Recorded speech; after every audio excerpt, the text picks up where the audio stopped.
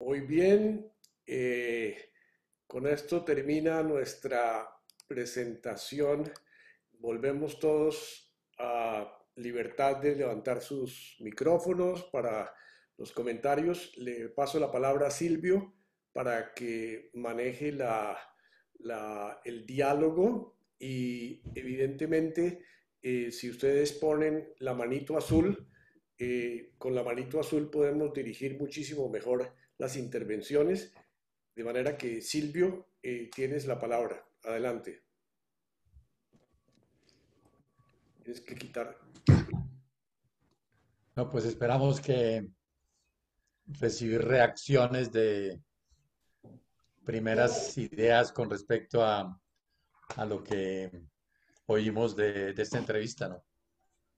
Eh, Reinaldo Pareja tiene la palabra, levantó la manito. Adelante, Reinaldo. Gracias, gracias a Silvio por traer a Harari a cuento. Este es uno de esos pensadores iconoclastas que realmente nos hacen romper todos los moldes mentales, todas las seguridades de nuestros mitos anteriores, porque abre las puertas de las posibilidades a mundos insospechados que básicamente los creamos nosotros con nuestra capacidad de imaginación y creatividad. Quiero solamente poner de relieve algo con lo cual se comenzó toda la entrevista, que lo afirmó casi categóricamente Harari, pero que hoy está en tela de juicio. Cuando él dice categóricamente y sin ninguna duda de que el hombre evolucionó del mono, eso hoy en día está en plena discusión desde el punto de vista biológico, precisamente. Y lo que hay hoy en día es una corriente que ha demostrado que es absolutamente imposible, las leyes normales del desarrollo biológico, crear la complejidad del DNA humano. Eso no fue hecho por ensayos de la evolución. Hay una teoría muy interesante que la pongo a consideración de todos ustedes. Todas las especies que conocemos, las minerales, las vivas, las plantas, los animales, todas tienen una evolución programada. Usted coge una cucaracha hoy en día, la observa y dice que esa hace 5 millones de años existía y esa cucaracha sigue haciendo lo mismo de hace 5 millones de años. Agarre usted una abeja que hace sus hexágonos para crear miel. 5.000 millones de años porque lo encontraron panales en Egipto. Sigue haciéndolo igual. Todos los animales, incluidos los micos, siguen igual. No han cambiado nada sus patrones de evolución. En cambio, tú ves al hombre y de pronto hay una eclosión absolutamente inconcebible entre lo que es comportamientos similares al mico cuando de pronto comienza a tener una creatividad absolutamente imparable hasta el día de hoy. Cosa que no ocurre en ninguna de las otras especies vivas. Entonces se puede uno preguntar, ¿qué es lo que hay de diferente en el hombre que hace posible esta evolución eclosiva por la vía de la creatividad? Y ahí está lo que dicen los teóricos nuevos de la evolución del hombre, es que la autoconciencia entró a funcionar en el hombre en un momento determinado en que su desarrollo biológico estaba ya capacitado para prender la chispa de la autoconciencia. Desde ese momento en adelante el hombre no ha dejado en un instante de crear. Ustedes miren alrededor de su cuarto y no hay nada de lo que esté colgado en las paredes que no haya sido creado por el hombre. El asiento donde están sentados, los cuadros, el abanico, el computador, todo lo que nos rodea ha sido creado por el hombre. El hombre crea continuamente el mundo donde define cómo se va a autorrealizar. Eso por un lado, pero también hay otro lado de creatividad muy interesante. Es que a medida que ha ido progresando la conciencia humana universal, nos hemos ido dando cuenta de un factor extraordinario.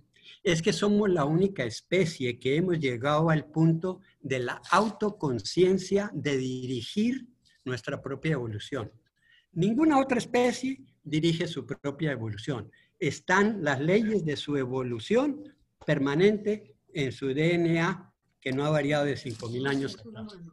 Mientras que nosotros, desde el momento que tomamos esta autoconciencia, desde ese momento en forma muy paulatina, a través de lo que dice Harari, hemos ido creando nuestras historias y mitos que han ido permitiéndonos agarrar la evolución individual y colectiva, dándole un rumbo que antes no existía. Yo lo pongo a consideración porque parece que ese factor califica muy bien ese futuro que podría ser desde el punto de Harari horrible si la tecnología va a ser la que nos va a reemplazar. Porque entonces ahí sí no tendríamos nosotros ninguna posibilidad de dirigir nuestra propia evolución, al menos que no entreguemos la libertad a esa tecnología para decidir por nosotros. Pero me parece que lo que dice Harari es algo que está ocurriendo y que si no nos damos cuenta de que está ocurriendo, perdemos la capacidad de autodirigir nuestra evolución individual, colectiva e histórica hacia donde creemos que es la mejor orientación. Gracias, Reinaldo. Muchas gracias. Como sé que tenemos muchas personas interesadas en hablar, les quiero pedir que traten de reducir su intervención a lo máximo para darle chance a que todos los que están levantando la mano puedan hacer sus preguntas o sus Me comentarios. disculpo si me alargué. Edmundo, adelante, Edmundo Pérez. No se te oye. Adelante. Hola, Darío, gracias. Silvio, muchísimas gracias. Además de por la idea de aportarlo a Harari, que fue brillante, por la manera como tú nos presentaste tanto lo de él como lo que es fruto de las reuniones de ustedes con tus amigos y tu propia presentación, más tus aportes incluidos en esa presentación. Me quedo con un antojo inmenso y es saber si eventualmente podríamos participar de esa reunión de tus amigos también. Bueno, por lo menos los que quisiéramos, obviamente, seguir interesados. Por Mucho eso. gusto, estás muy invitado. Ay, muchas gracias, Silvio. Bien, y tengo una pregunta, Silvio. Si ustedes han llegado al punto que voy a tratar para que surja de ahí la pregunta. ¿Recuerdas que hubo una etapa de la presentación en la cual nos hablaste del tránsito de seres orgánicos a lo que se prevé de tránsito a seres inorgánicos? ¿Te acuerdas? Y que se aproxima a esa creación de seres inorgánicos, de esas especies. Bien, ¿han ustedes pensado, analizado, para esos seres inorgánicos hay algo equivalente a lo que para los orgánicos entendemos por alma o por el famoso elan vital, que sea diferente a lo estrictamente producido por la máquina? O la máquina van a poder producir también ese inacible denominado alma que le da vida, pero que no es solamente la vida que conocemos como la que tiene un aparato, sino similar a la que sí tienen los seres orgánicos. Gracias, Silvio. Silvio, adelante, Silvio. Bueno, ahí sí me pone usted, hermano, entre la espada y la pared, porque... No, mira, esto es uno de los comentarios que hace Harari en el libro segundo sobre Deus, que ya son las proyecciones sobre la informática y la bioingeniería. No tengo la menor idea de cómo se respondería a la pregunta tuya. Silvio, y yo propongo que en este momento leamos la intervención de Luis Alberto Restrepo, que no, por situación de su voz nos la ha mandado. Yo la tengo aquí, tú la tienes ahí. ¿Quieres leerla? Ok, si quiere la leo. Este es de Luis Alberto Restrepo. Sapiens, de animales a dioses, una breve historia de la humanidad. No hay duda de que con su primer libro, Sapiens, de animales a dioses, una breve historia de la humanidad, el historiador y escritor israelí Yuval Noah Harari desplegó un formidable documental de la historia de la humanidad. Pero tampoco cabe duda de que todo él está asentado sobre una filosofía candorosamente materialista y una metodología empirista radical. Para él, solo existen meras cosas y hechos. Lo demás, religiones, organizaciones políticas y económicas, imperios, instituciones, dinero, solo existen en la imaginación. Son mitos, ficción. Desde luego, se trata aquí de un infundado prejuicio en cuyo contraste se encierra un juicio de valor. Antes de entrar a discutir este tipo elemental de aproximación epistemológica, quiero señalar otro punto problemático. Para Harari, lo que permitió al sapiens la supremacía sobre los demás tipos de hombre fue su capacidad de cooperación, pero el brillante escritor se ahorra la incómoda pregunta sobre lo que a su vez le hizo posible a esa especie particular de hombre ese desarrollo. Y lo cierto es que lo cierto es que este pudo desarrollar esa potencia gracias a un fenómeno que el escritor siempre evade porque le resulta incómodo para su filosofía, el surgimiento de la conciencia. Algo no muy diferente le acontece a nuestro científico estrella Rodolfo Ginás.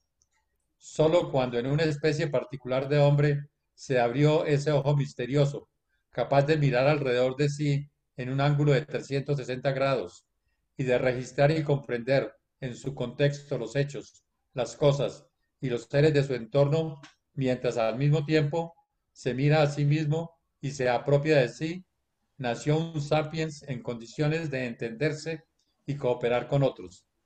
Y allí hay un salto cualitativo nada fácil de explicar. No se trata de una simple multiplicación de algoritmos como lo propondría más tarde el escritor. Volvamos a aquella epistemología que contrapone un universo de nudas cosas y de hechos en sí a otro de interpretaciones concebidas como meras ficciones de la imaginación. Se repite aquí la tontería kantiana, y le saco el cuerpo a la piedra que ya me tiran los kantianos, sobre la existencia de un universo de incognoscibles cosas en sí, cosas y hechos de los que solo conoceríamos los fenómenos, lo que nos aparece de ellas. Si a partir de los fenómenos tratáramos de penetrar en el sí de las cosas desde la perspectiva propia de la ciencia moderna, podría descomponerlos indefinidamente en moléculas, átomos, electrones, protones, neutrones y neutrinos, etc., hasta llegar a las supuestas ondas y corpúsculos de la mecánica cuántica. Pero ninguno de estos descubrimientos significaría una aproximación a la cosa en sí.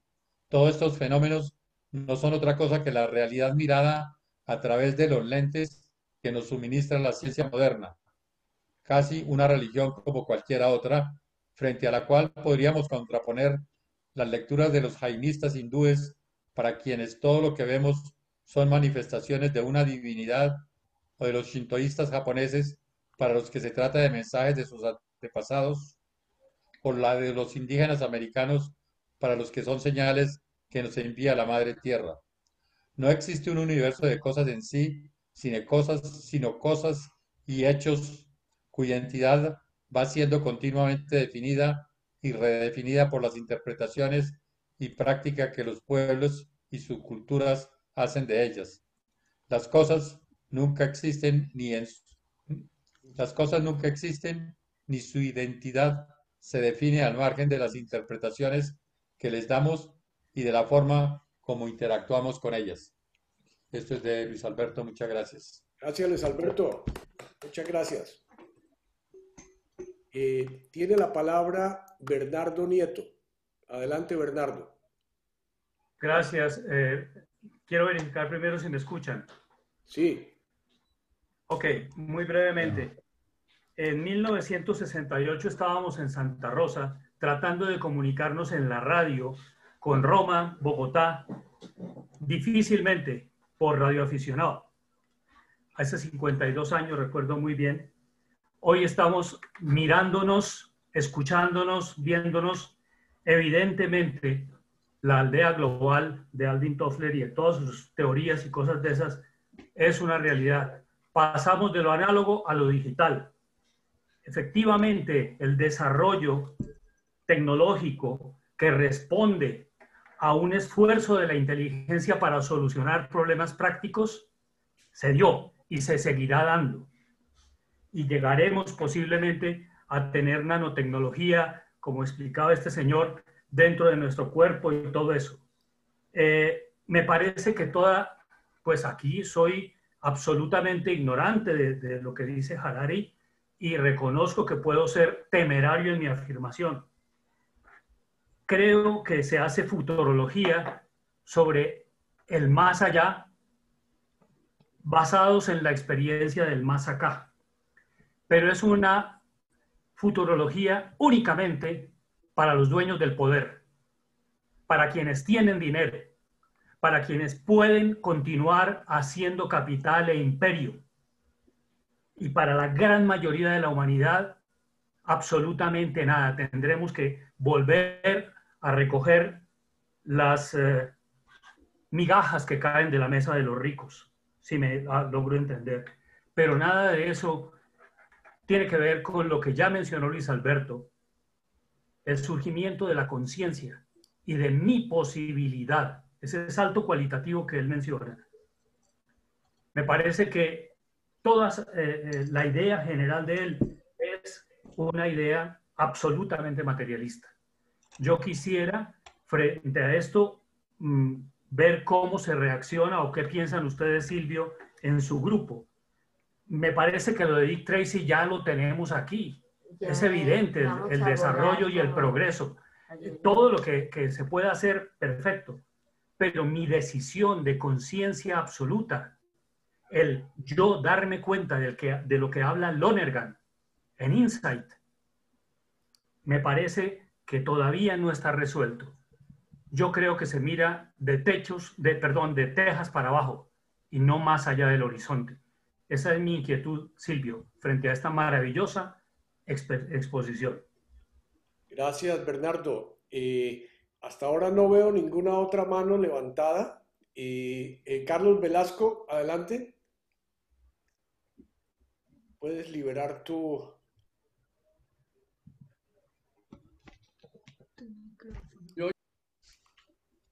perdón que te corté. Adelante. No. Perdón, Carlos. Creo que puse a todo el mundo en silencio. Por favor, disculpen. Carlos, ¿puedes quitar tu micrófono? Sí, yo creo que ya lo quité. Dale, adelante, te oímos. No, yo tengo solamente una anotación que la tengo desde que leí el libro sobre el concepto del mito. Cuando habla de que las sociedades, las organizaciones son simples mitos o las religiones son mitos, yo no comparto el punto. Una sociedad no es un mito, es una realidad no tangible, ¿sí? Formada por un grupo de personas y constituyen lo que llamamos un ente de razón, si quieres usar ese término, pero es una realidad no tangible, pero no es una ficción. Una sociedad no es una ficción. Y considerarla dentro del aspecto ficción me parece que saca a muchas de las cosas de los hombres y la mete en un globo distinto que no es el real. Ese es mi punto de vista. Gracias, Carlos. En este momento no alcanzo a ver ninguna otra mano levantada. Edmundo volvió a levantar la mano. Adelante, Edmundo. Gracias, Darío. Sí, mi mano va para pedirte, si te parece, que le permitamos a Silvio comentarios. Considero que, por ejemplo, lo que acaba de comentar Carlos Enrique, y también lo que decía hace un momento Bernardo, por supuesto con la profundidad tradicional de Luis Alberto, etcétera. Pero sí me gustaría conocer la manera como recibe Silvio estas inquietudes y qué más nos puede aportar respecto a ellas. Buenísima. Pues a mí me da miedo hablar aquí con tantos filósofos y gente tan versada en Aquí cuestiones teóricas. te defendemos, te hacemos Entonces guardia. voy a ver si soy capaz de superar el pánico que me va a hablar aquí con ustedes. No, mira, yo me siento muy cómodo personalmente. Estoy hablando aquí personalmente, no estoy haciendo teorías ni nada. Yo me siento muy cómodo cuando este señor dice que los mitos son un diálogo creativo entre la imaginación y la cotidianidad. Entonces, hablemos, por ejemplo, el caso que ponía del juez que nombraron los indios en una colina y dijo, ¿cómo hacemos para manejar aquí? ¿Quién va? Bueno, entonces el más viejo es el que va a dictaminar justicia aquí. Y eso sirvió para organizar ese grupo de personas y eso es un mito, porque los viejos por sí no tienen por qué tener más capacidad de justicia, digamos, un viejo de 60 años que una persona de 45, pero sirvió. Y ahora tenemos un sistema de justicia, pues, también basado, pues, en unas tradiciones centenarias muy sofisticadas y eso hace que funcione la sociedad. No perfectamente, pero funciona la sociedad. Entonces, el caso de las empresas, pues las empresas son ficciones, ¿sí? O sea, es un diálogo entre la realidad y la cotidianidad. No son imaginaciones del aire. Entonces, ¿cómo hacemos? Entonces nos reunimos tú y yo, tú pones 50, yo pongo 50. Entonces después tiene otro, entonces ya no nos toca de a 50%, sino de a tercera parte. Eso es una ficción, pero es un diálogo que se va sofisticando y que sirve para manejar la realidad, para manejar la plata que tienen 5.000, 10.000, 10 millones de personas. Entonces, yo me siento muy cómodo cuando me dicen que estamos trabajando a través de mí. Y realmente él en el primer libro habla de la conciencia, ¿sí? Ahora, no puedo decir que tanto hable de la conciencia en otros escritos, pero él habla de la conciencia. Entonces, ahora, si se llegó a esa conciencia, como lo implica un poco el comentario de Reinaldo, eh, en que llegó un momento en que algo externo puso eso, ahí sí no tengo nada que opinar, ¿no? Bueno, Pero me parece que la explicación de los mitos no se contradice con lo de la conciencia y aquí lo que estamos hablando o lo que yo estoy entendiendo, es de cuestiones operacionales. Usted no puede tener 100.000 micos en el estadio Bernabéu, pero sí puede tener 100.000 personas porque tenemos esa capacidad de organizar el sentido de... Eso es lo que yo entiendo gracias, Silvio. de los mitos, ¿no? Pidió la palabra Humberto Sánchez. Adelante, Humberto. Bueno, es decir, primero a Silvio, muchas gracias por traernos a este diálogo tan interesante entre nosotros y a los comentarios que han hecho todos en un tema que es pues, difícil. A mí me llamó mucho la atención lo de Luis Alberto sobre la parte de la conciencia y cómo el hombre toma conciencia de lo que es y de su alrededor, algo parecido a lo que planteó Descartes cuando se dio con la duda metódica, se dio cuenta de que pienso, luego existo.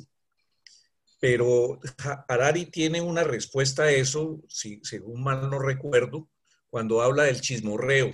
que es una de sus teorías que me pareció a mí muy simpática, digamos, que cuando el hombre comenzó a chismorrear, a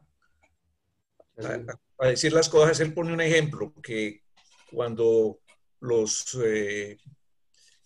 micos normales veían, sentían que viene un león o un animal, pues ellos se asustan y comienzan a dar heridos y todos se dan cuenta de eso que está pasando.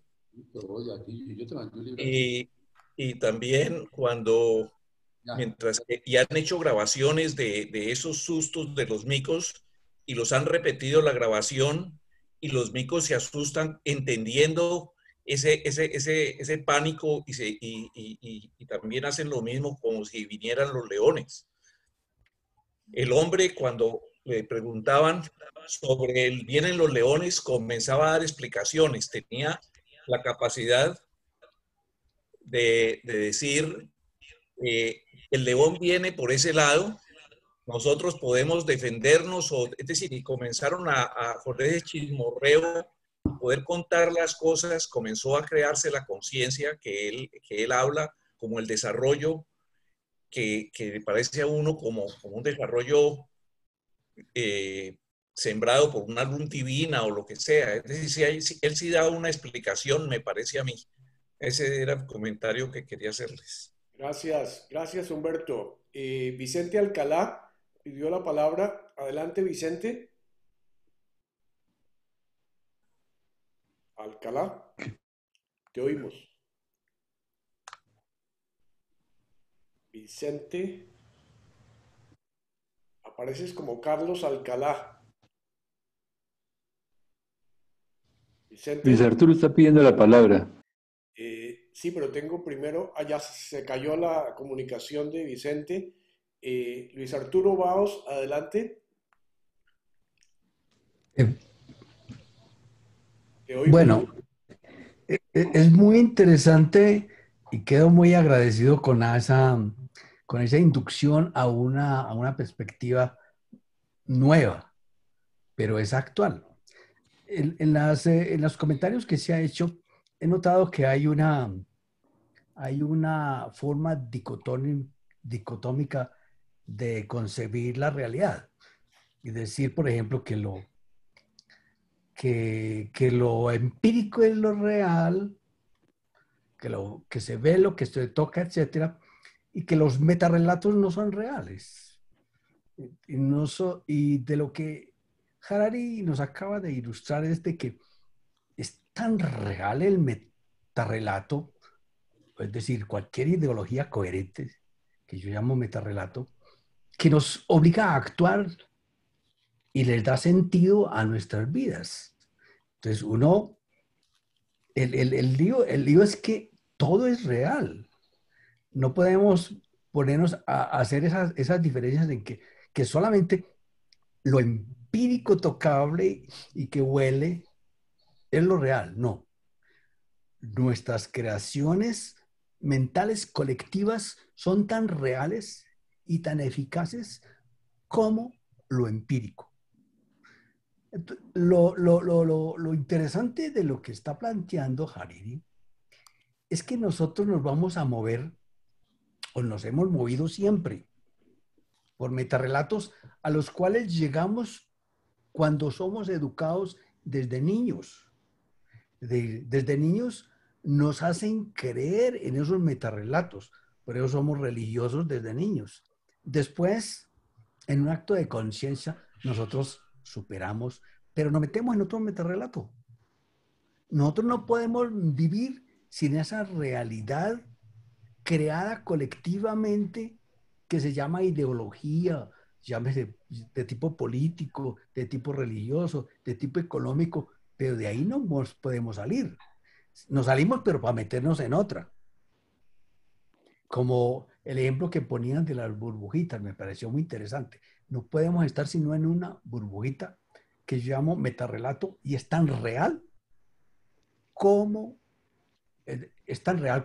lo que está pasando entre nosotros. Este diálogo a través de internet que estamos Eso no es una ficción, es una realidad. Nosotros realmente estamos conversando. Lo que pasa es que en un futuro muy cercano, porque esa nueva realidad en la que estamos sumiéndonos cada vez, nos está cogiendo desprevenidos.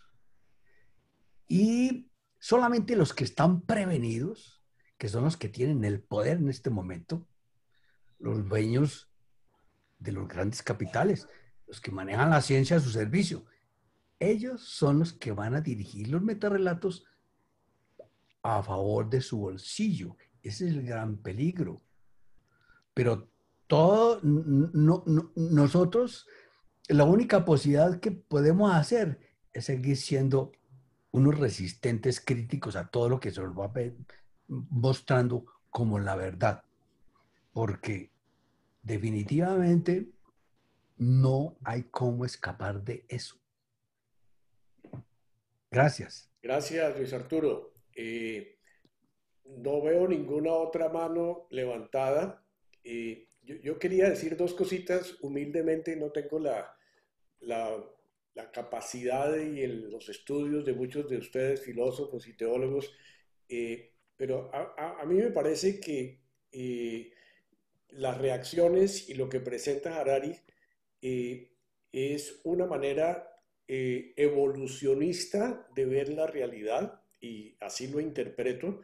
Es el curso de la evolución, y en ese tema esa es otra burbuja. O usted cree en la evolución o usted cree en un acto creador.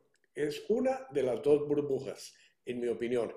Si cree en esta burbuja de la evolución y cómo esto va llegando a lo que plantea Harari, yo digo, me parece lógico, tiene sentido. Voy viendo esto de una manera, no de la manera grecolatina de separación de cuerpo y alma y todas las cosas con las cuales pues fuimos educados, y evidentemente nos hemos deseducado algunos de eso. Cuando usted entiende la vida, o por lo menos el sentido de la vida del modo teilhardiano, que creo que es muy en la línea de Harari, es evolución, y o acepta o no la acepta esa burbuja. Y mi punto de vista, y respetuosamente, digo, el hombre está planteando unas realidades que las estamos viendo todos los días. Y Estela Jiménez me mandaba esta mañana una recomendación que se las mandé a ustedes hace una semana, de ver un documental en Netflix que se llama El dilema de las redes sociales, que es exactamente esto a nivel de ser gobernados por los algoritmos. Y aquí estamos probablemente conversando, y muy probablemente esta grabación que yo estoy haciendo aquí le llega a Zoom, porque pues está en mi servidor, pero Sí. le llega a Zoom, y Zoom va a saber de qué está hablando la gente y hasta qué punto eso es lo que a usted le gusta, y muy probablemente a nosotros mañana nos van a aparecer en Facebook o en Twitter una recomendación para leer un libro de Harari. Entonces, digo, aquí no hay cómo de escapar una realidad. Yo soy el que tengo la capacidad de decir me interesa o no me interesa. Sí, conservo la libertad, pero que el día de mañana pueda existir algo más en la evolución, que es lo que está planteando Harari. Yo digo, pues sí, evidentemente ese día de mañana menos mal está, él lo pone dentro de 20 o 30 años o 50 o en el próximo siglo. Yo estoy viendo a ver es cuándo salen esos ojos biónicos, brazos biónicos, etcétera, corazón biónico, para yo poder aguantar más de lo que tengo ahora y poder vivir esa época. Me encantaría, porque creo que eso enriquece, y pienso que es un paso más de la evolución. Esto con todo respeto a los que piensan de otra manera. Pero ahora, por favor, alguien pida la palabra para no sentirme tan mal. Goyo, Muy bien. Goyo. Adelante, Goyo.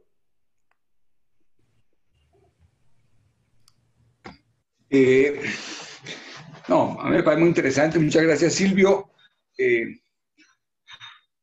La distinción que a mí me sirve es que nosotros nos referimos a muchas cosas explicándolas, y creo que esto de Harari es una explicación. Pero nos referimos a otras cosas como interpretándolas y encontrándole sentido, y eso es completamente distinto a la explicación. Entonces, yo me enriquezco de las dos fuentes. Para mí, la evolución es un tema explicativo y hasta donde da mi comprensión, yo pertenezco a esa burbuja. Sin embargo, desde el punto de vista interpretativo, yo creo en un Dios creador y no me importa si lo hizo creando muñecos o creando energía capaz de desarrollarse, no me importa, pero en la interpretación tengo ese otro sentido que a mí me sirve, Obviamente, respeto a todo el que no le sirve. Entonces, yo sí creo que hacer la distinción, que creo que la aprendí en Lonergan, si mal no recuerdo, nos permite poder tranquilamente manejar el tema de explicaciones y comprender lo más posible las cosas, pero también el mirar que cuando nos centramos al punto de la conciencia de Luis Alberto, estamos buscando el sentido, y eso pues es una cosa completamente distinta. Entonces, esta silla, yo puedo explicar y ponerle la fabricación y ergonómicamente hacerla, es una cosa. Pero cuando esta silla fue la silla de mi abuela, y cuando yo estoy triste me siento ahí y esa silla me reconforta, me ayuda, le estoy dando sentido. Eso es una cosa distinta a la explicación de las sillas. Entonces, ser capaces de distinguir esos dos elementos que tenemos como capacidad humana, a mí me ha hecho feliz y me ha ayudado. Excelente, gracias Goyo. Estoy viendo a Vicente Alcalá que volvió. Adelante Vicente, y ya te estamos escuchando. Adelante. Gracias. Intento hablar. Primero, la burbuja de la creación y la burbuja de la evolución no son incompatibles, pueden ser una misma burbuja, pero bueno, todos estos temas filosóficos serían muy largos. Yo no veo distinción entre la explicación y la interpretación, no veo distinción entre los mitos y las interpretaciones, pero voy a algo más terrenal. Y es que no sé si Harari habla de la violencia para el siglo XXI. Hay otro autor que está demostrando que la violencia en la humanidad ha disminuido y está disminuyendo. Entonces, Silvio, no sé si este tema de la violencia la trata Harari. Silvio, pregunta para ti. Silvio Harari, por favor. En el libro de Silvio Harari 21 para el siglo XXI trata todos esos temas de la violencia, de la posverdad, de la inmigración, de la justicia. Él trata todos esos temas allá en ese libro, en el tercer libro. Bueno. Gracias. Apenas lo estoy leyendo. Okay. Estamos recibiendo comisión por la venta de ese libro, Silvio y yo. Adelante. Y Silvio ya se reservó para la siguiente presentación una vez termine de leerlo y de compartirlo con sus amigos, ¿verdad, Silvio? Hay muchos ventrílocos acá. No, es que yo estoy en este momento dando pie a lo que aprendimos de ti, y es tener un imaginario a través de una red de cooperación como somos todos nosotros para lograr una creación que va a ser tu próxima presentación. Quiero saber si entendí bien la manera como tú nos explicaste lo de Harari. Silvio, decirle... Dos más para que se venza. Pero cada mes lo prorrogan. Silvio, Yo. te hicieron una pregunta y yo la interrumpí, disculpa. Sí. ¿Cuál fue la pregunta? Que me entró una llamada ahí. No, fue un comentario del mundo de que nos vuelvas a hacer una presentación cuando termines el libro del siglo. Hablamos, doctor Pérez, cómo es la cosa en el futuro. No, pero aquí Silvio, también quería confirmar si esto que te repite Darío coincide con que ese imaginario de que vuelvas algún día, una vez termines esa lectura y los diálogos con tus compañeros, hacernos una presentación tan enriquecedora, ese imaginario junto con la red de cooperación que formamos nosotros pueda dar lugar a una creación por parte tuya que sea esa segunda conferencia. Entonces quería saber si había entendido bien los pasos de lo que nos explicas, Harari, y plantea. Lo analizaremos. Bueno, llegamos a la hora máxima y yo quería preguntarles si la recomendación de Estela me parece muy válida para que veamos ese documental de el dilema de las redes sociales, está en Netflix, y si hubiera interés, me interesaría mucho cualquier mensajito por WhatsApp, por lo que sea, porque tendríamos un huequito dentro de 15 días para hacer un cineforo sobre ese documental de dilema de las redes sociales, y la idea es que Jaime Heredia, que es especialista en cineforos, maneje el cineforo virtual a través de Zoom sobre ese documental. Si hubiera interés, déjenmelo saber, pero por hoy queremos agradecerle a Silvio por el interés, la idea y la presentación, y a todos ustedes por su tiempo y por su participación. Muchísimas gracias y nos vemos la semana entrante. Gracias. Mil gracias, Darío. Mil gracias, Silvio.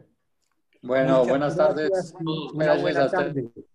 Ahora que llegó otra vez la hora del relajo. Hasta luego, Jorge Luis. ¡Chao! Chalito, ¿qué dices? Alberto, nos tienes en cuenta para que nos sigas contando de tu salud. Sí, es muy importante. En la próxima que nos haga otro relato detallado de la recuperación. Esa parte es muy importante. Oye, y creo que me perdí una reunión bien interesante, ¿no? Sí. Sí, Qué pesar, caramba. pero yo te mando la grabación por dinero, te lo... Bueno.